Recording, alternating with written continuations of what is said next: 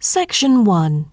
You will hear a woman telephoning a car rental company to ask about car renting services. First, you have some time to look at questions 1 to 5.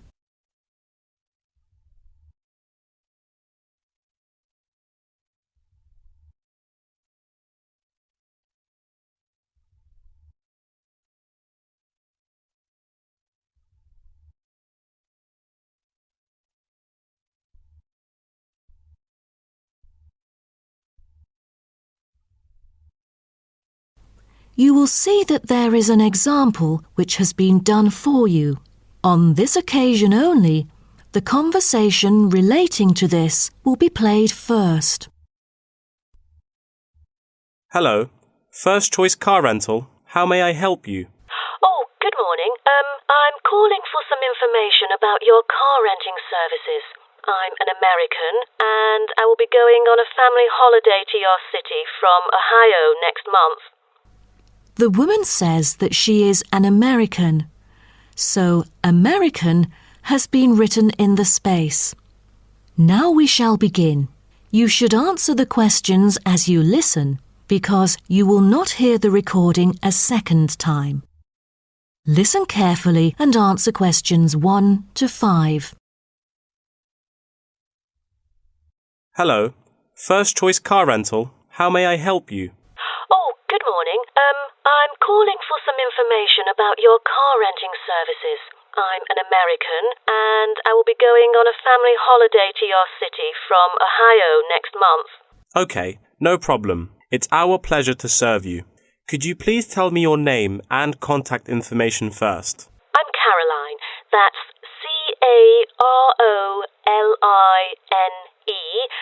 And my telephone number is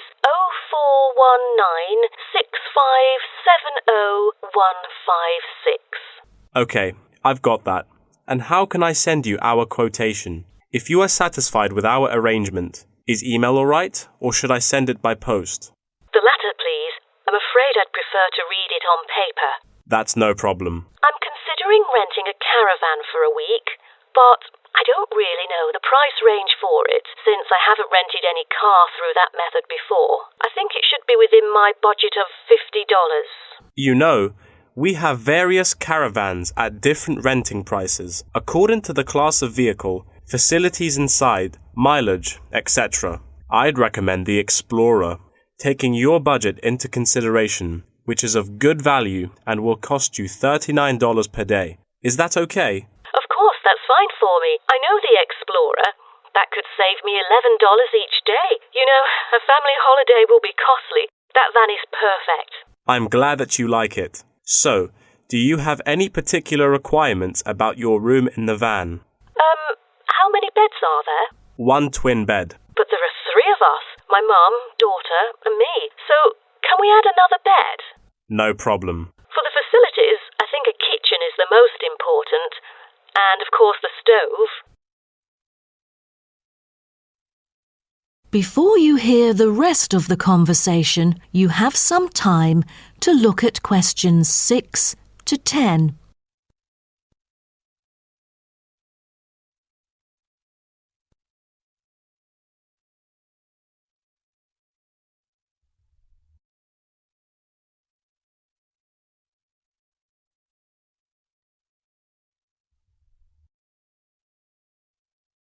Now listen and answer questions 6 to 10.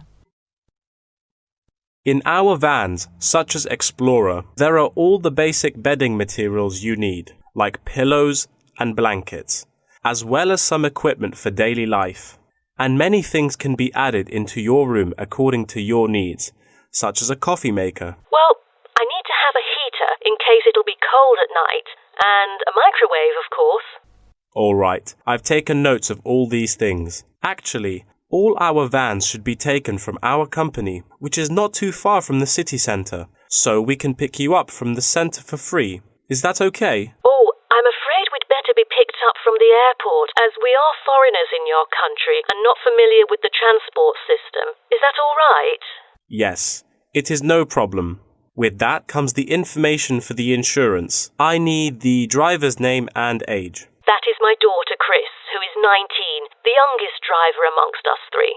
I'm sorry, but our company only accepts caravan drivers aged 25 or over, according to our regulations. So...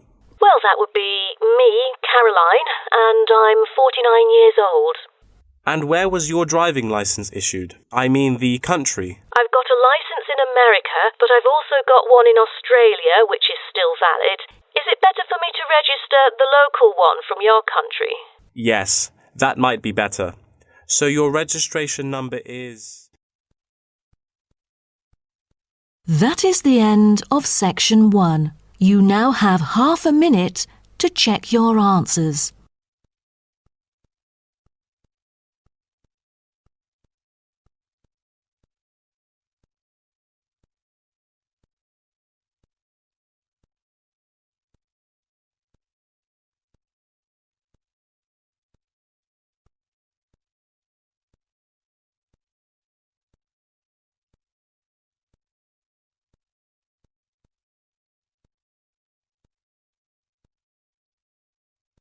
Now turn to Section 2. Section 2. You'll hear a talk between a host and a professor called Alison Downing about cocoa beans. First, you have some time to look at questions 11 to 16.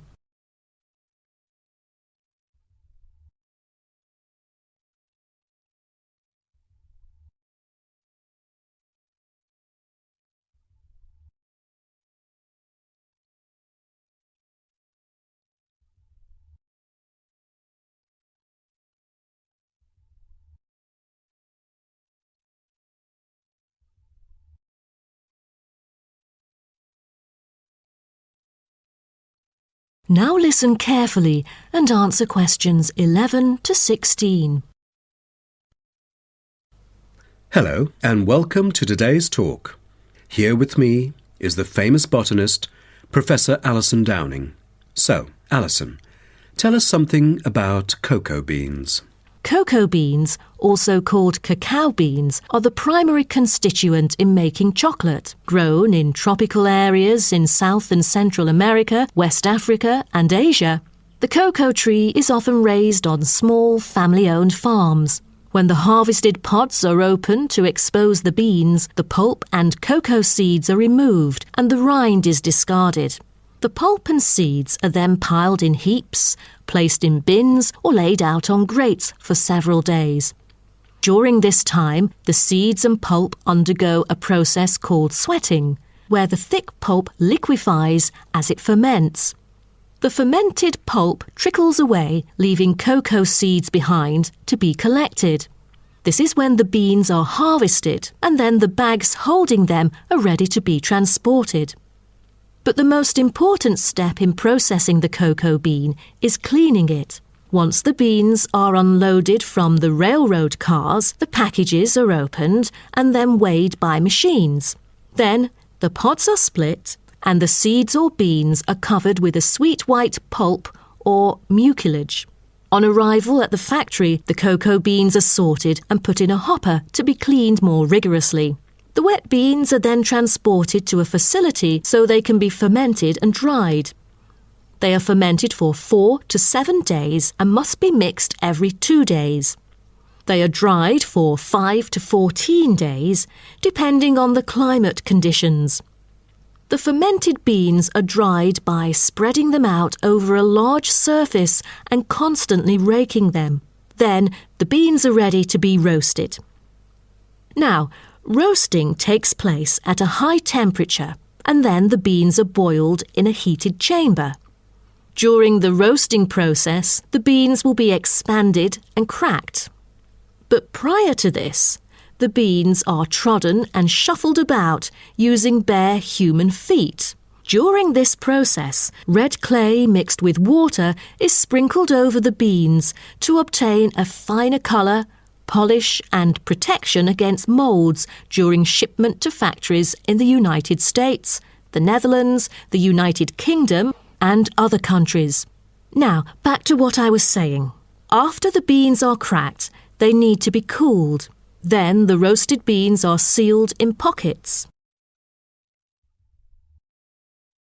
Before you hear the rest of the talk, you have some time to look at questions 17 to 20.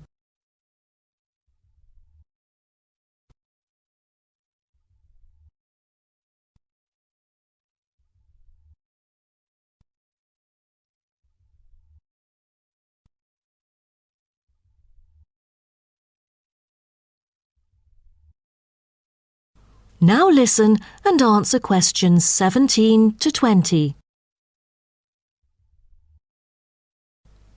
Wow, that is not a simple process, is it?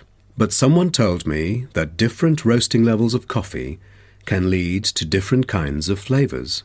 Yes, roasting coffee transforms the chemical and physical properties of green coffee beans into roasted coffee products.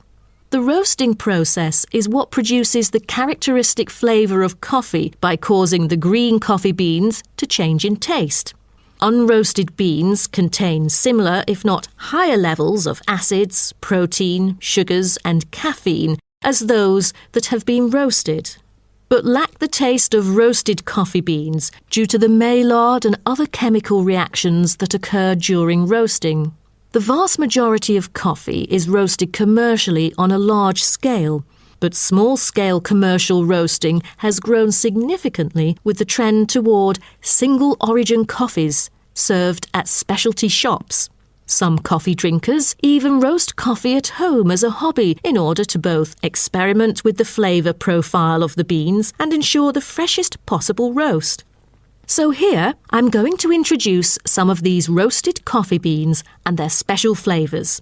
Now, the first crack is lighter bodied and has a higher acidity level with no obvious roast flavour and is popular for its special mild taste. This level of roast is ideal for tasting the full original character of the coffee. The green beans are raw, unroasted coffee beans. They are strictly hard beans with a smoky flavour and are slightly acidic. We've also got French roast, and the flavour that comes across in French roast coffee usually has more to do with the roasting process than the actual quality of the beans. By the time the beans are dark enough to qualify as French, most of their original flavour has dissipated. In its place come the flavours of caramelising sugar, bittersweet coffee, and often a bit of chocolate. And finally, espresso smoky. That is, coffee brewed by forcing a small amount of nearly boiling water under pressure through finely ground coffee beans.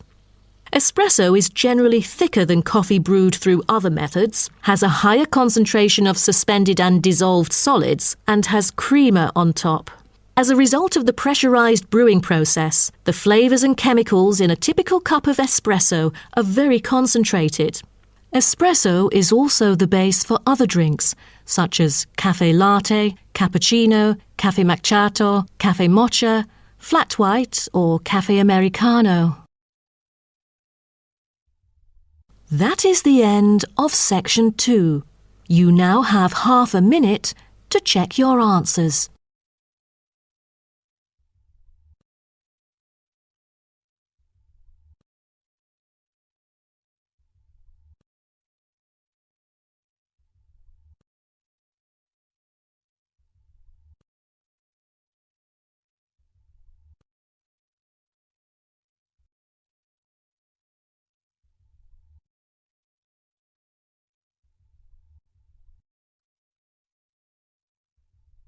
Now turn to section 3. Section 3. You will hear two students talking about the moa with the lecturer. First, you have some time to look at questions 21 to 26.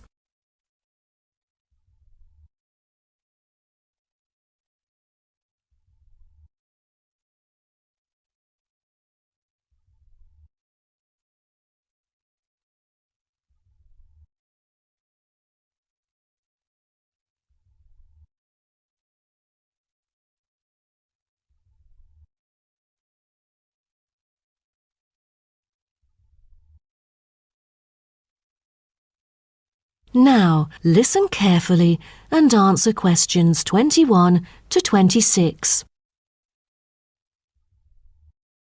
Thank you all for coming here today to hear about the moa, a kind of animal which has been extinct for a long time. Well, first of all, we look at what the moa are. The moa are 9 species of flightless birds endemic to New Zealand. They were the dominant herbivores in New Zealand's forest, shrubland and subalpine ecosystems for thousands of years. But around 500 years ago, they all went extinct. When I mention extinct animals during ancient times, you may immediately think of dinosaurs, which disappeared around 66 million years ago. Fossils of dinosaurs, which we use to study, are large in number, but not many of those of moa remain, though both animals appeal to people today. So, the moas sound more mysterious now. But sir, I've got a question about these flightless birds. How can we distinguish them from other birds? That's a good question. Birds are commonly characterized by being warm-blooded, having feathers and wings, usually capable of flight, and laying eggs, while the flightless moa, until their extinction, were the largest birds in the world. Their heads are relatively small in relation to their bodies, and they are the only wingless birds lacking even the vestigial wings and substantial tailbones in their family. That's impressive, but were they born to be like that? I mean, when they were chicks. Yes, absolutely. So let's move on to the chicks. The eggs of moa were laid in nests and incubated for about 2 months. The chicks would be well developed upon hatching, and probably would be able to leave the nests to feed on their own almost immediately. I've heard that the male moa are thought to have incubated the eggs. Is that true? I think there is a possibility for that. I've read somewhere that the sex-specific DNA recovered from the outer surfaces of eggshells suggested that these eggs were likely to have been hatched by the male, but we still need to consult more. But I have a question. There has been some occasional speculation that the moa were still alive, because someone said they had caught sight of them in New Zealand in the late 19th century or even the 20th. Do you think it's possible? I'm not amazed by that, since that kind of thing has been claimed several times. But I find it funny because no reliable evidence of moa tracks has ever been found, and experts still contend that moa survival is extremely unlikely. So what was the reason for the moa's extinction? I wonder if it was global warming or some other factors related to their living environment. Well, before the arrival of human settlers in New Zealand, the moa's only predator was the massive Haas eagle. Then the Maori arrived sometime before CE 1300, and all moa genera were soon driven to extinction by hunting. What a horrible thing. Before you hear the rest of the talk, you have some time to look at questions 27 to 30.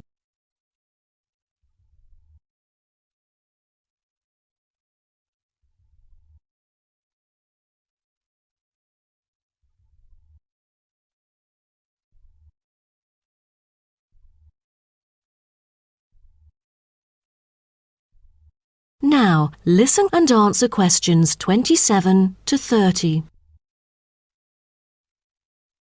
All right. Now let's look at the features of some species of moa. The South Island giant moa may have been the tallest birds ever known, and the second tallest of the 9 moa species is the North Island giant moa, with the females being markedly larger than males, both in weight and height. And I've heard that the smallest of the moa birds are the coastal moa. Is that right? Yes, you were right. And have you heard about any other kind of moa before? I know the crested moa. The eggs they laid may be larger than others. As they mainly lived in the remote interior of the southern island, their fossils are rare or absent in archaeological sites, and no egg remains have yet been identified. Are there any species of moa that have got more fossils? Yes, of course. A considerable amount of remains of the stout-legged moa exist, due to the well-preserved properties of their habitat.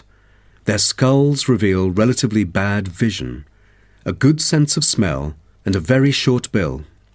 Then there is the eastern moa.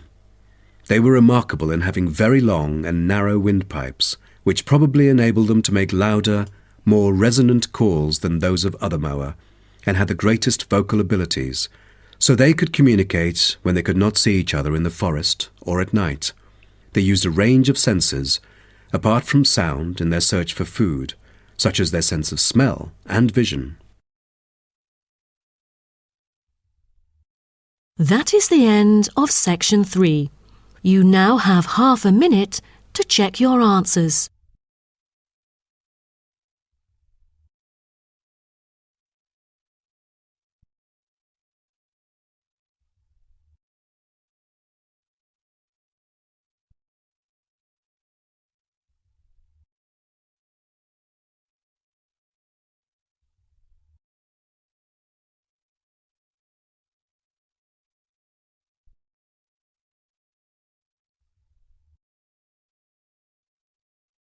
Now turn to section 4. Section 4. You will hear part of a lecture about time measurement. First, you have some time to look at questions 31 to 40.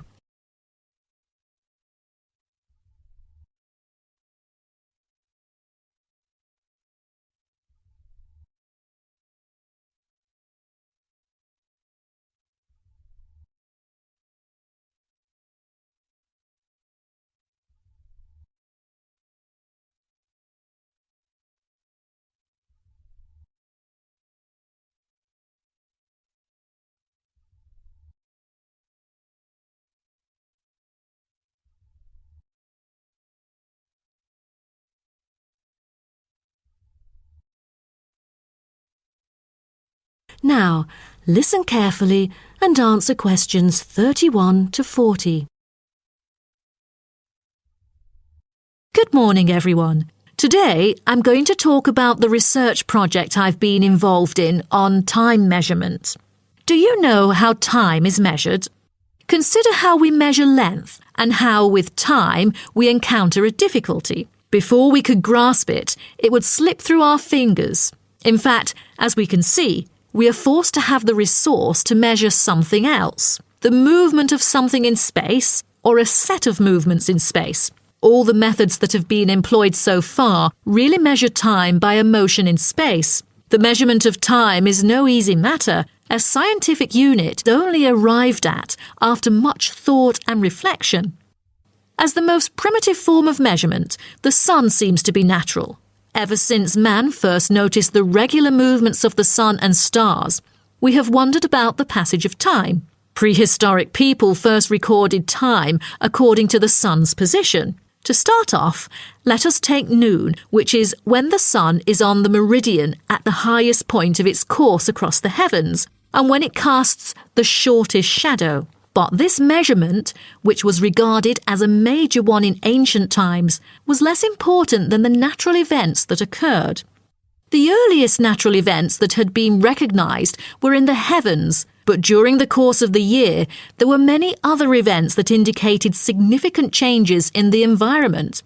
Seasonal winds and rains, the flooding of rivers, the flowering of trees and plants, and the breeding cycles or migration of animals all led to natural divisions of the year, and the further observation and local customs led to the recognition of the seasons.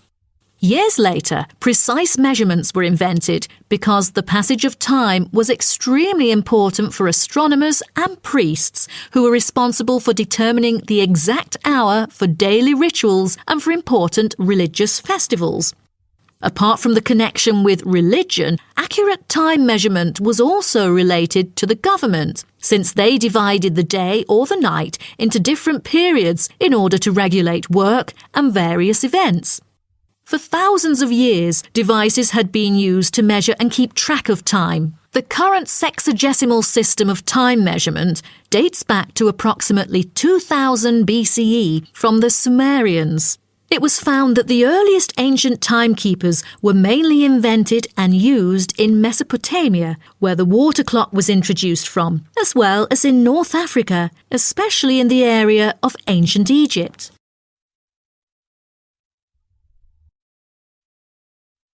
So, now I'd like to introduce you to some of the most well-known ancient timekeepers, as well as the disadvantages of them, for which they were replaced by various new forms of clocks that were used afterwards. A sundial is a device that tells the time of day by the apparent positioning of the sun in the sky. In the narrowest sense of the word, it consists of a flat plate and a gnomon which casts a shadow onto the dial. As the sun appears to move across the sky, the shadow aligns with different hour lines which are marked on the dial to indicate the time of day. However, it was quickly noted that the length of the day varied at different times of the year.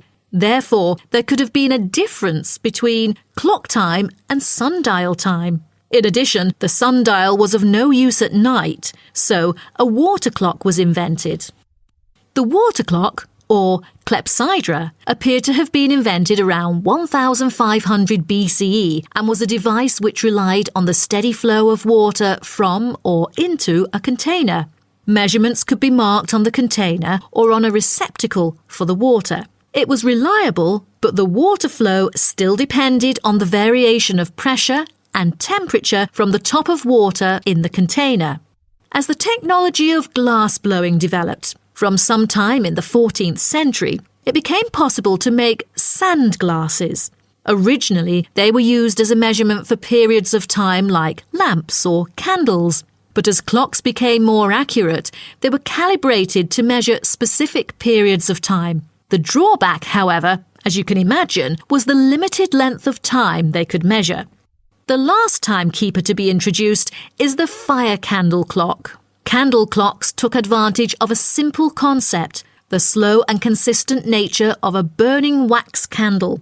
By utilising this process, our ancestors were able to keep steady track of the time. The clocks were created by engraving the length of the candle with evenly spaced markings. Each marking represented a single unit of time, and as the wax burned down, each hour would disappear. However, the drafts and the variable quality of the wax mainly influenced the time of burning. Like oil lamps, candles were used to mark the passage of time from one event to another rather than tell the time of day. That is the end of section 4. You now have half a minute to check your answers.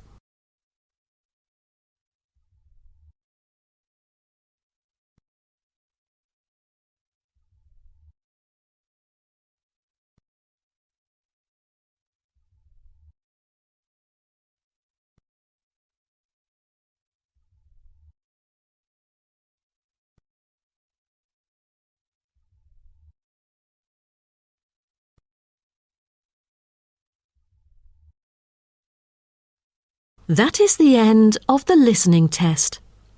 In the Ielts test, you will now have 10